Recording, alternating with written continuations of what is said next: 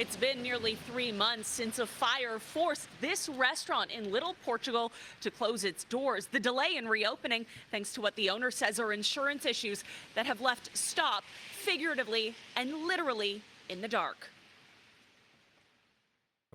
There's no indication whether the work will start happening soon or later, or we are going to be out and just waiting for longer and longer. The popular European restaurant has been shuttered since October 24th, when Ganchon Cove says a fire in the basement of the building damaged the electrical panel. The power has been out ever since, but the restaurant itself wasn't damaged by the flames.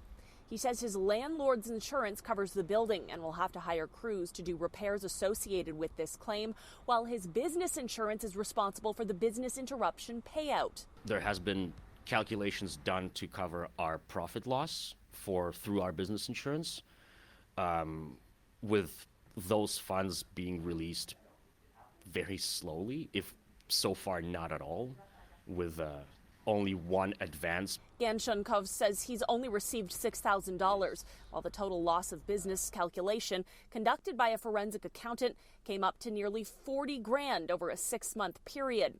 He says this situation could happen to anyone who owns a business. For any small business,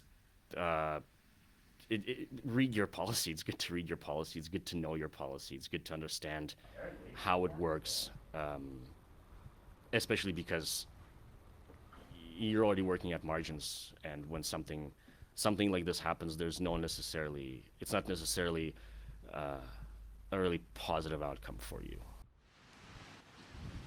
With nearly 3 months of no income, the owner of Stop is strongly considering moving the restaurant, but he says he hopes to stay in Little Portugal, as this community has been incredibly supportive of him and his restaurant through this ordeal.